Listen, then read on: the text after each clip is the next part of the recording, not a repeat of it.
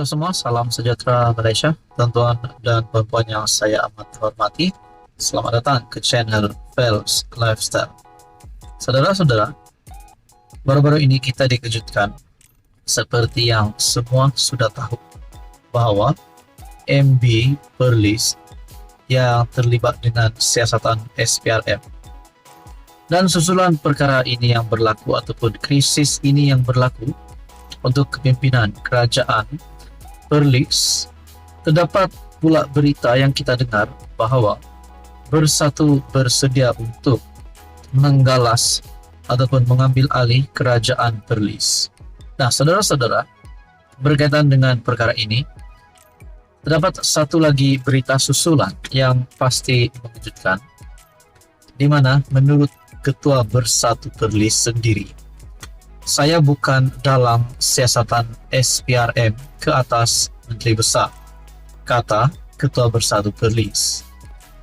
Abu Bakar Hamzah menyangkal dakwaan yang tular di media sosial bahawa dia adalah dalam siasatan SPRM terhadap Menteri Besar Muhammad Shukri Ramli serta anaknya baru-baru ini. Sebaliknya, Abu Bakar berkata, PN Perlis yang ditunjangi PAS dan Bersatu sememangnya mempunyai hubungan yang baik dengan pentadbiran kerajaan negeri dan tiada sengketa antara mereka.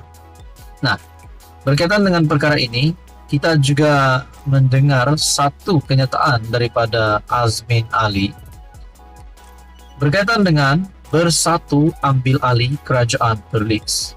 Itu pandangan peribadi Abu Bakar. Kenyataan Ketua Badan Pimpinan Bersatu Perlis bahawa parti itu sedia untuk menggalas tanggungjawab memimpin negeri itu. Makna kata, parti Bersatu yang mengisi jawatan MB Perlis tidak mencerminkan pendirian sebenar parti.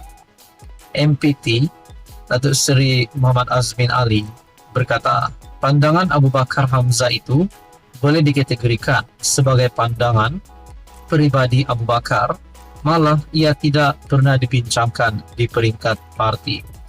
Nah, itu menjadi persoalannya.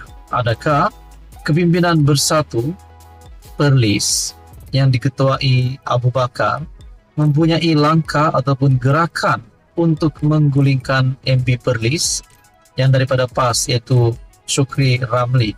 Itu menjadi persoalannya, kerana setelah Shukri Ramli dan anaknya terlibat dengan siasatan SPRM, tiba-tibalah pula kepimpinan Bersatu mengeluarkan kenyataan bersedia untuk menggalas jawatan kerajaan Perlis.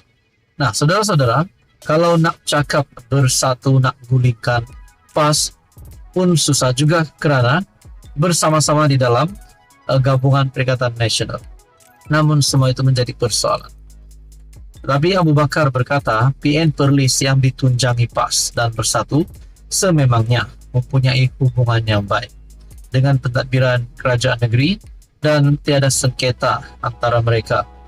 Oleh itu, pandangan dan percanggahan pendapat yang ada tidak menggambarkan Bersatu tidak serasi. Sebaliknya, ia hanyalah pandangan pribadi semata-mata. Apabila ada satu cerita berkaitan dengan pengakuan bahawa saya, iaitu Ketua Bersatu Perlis, membuat laporan kepada SPRM, saya sudah membuat laporan polis, menyangkal dakwaan itu sekeras-kerasnya, kerana itu bukan pelan Perikatan Nasional, katanya yang dipetik PH.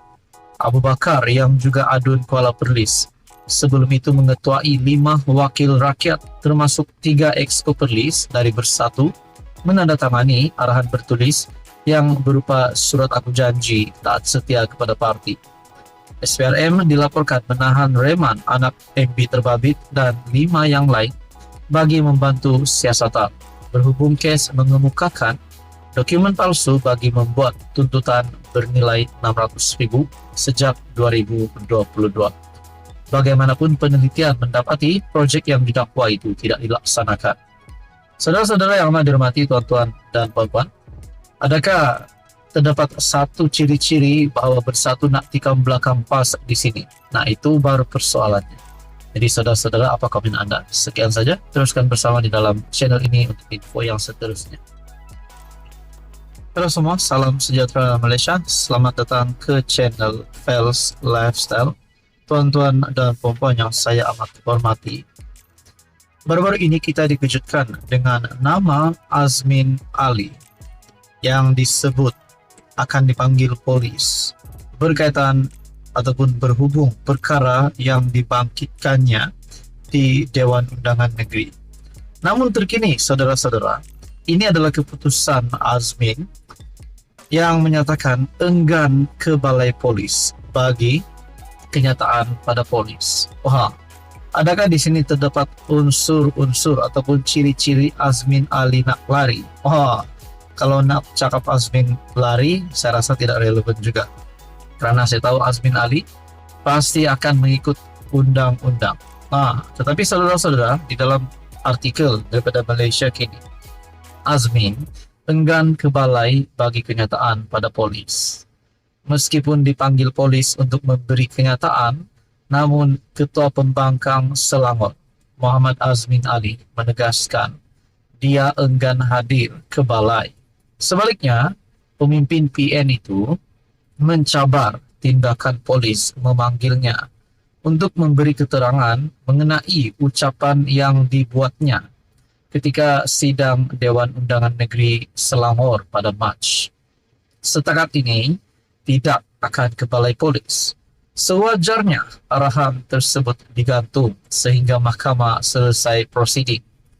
Kita harus menghormati proses perundangan dalam negara kita, katanya pada sidang media di Ibu Pejabat PN. Azmin berkata demikian bagi menjawab soalan pemberita selepas memberitahu dia telah dipanggil polis mengikut Seksyen 111 Kanun Tata Cara Jenayah pada 7 Mei untuk direkodkan kenyataannya di Ibu Pejabat Polis Daerah Shah Alam.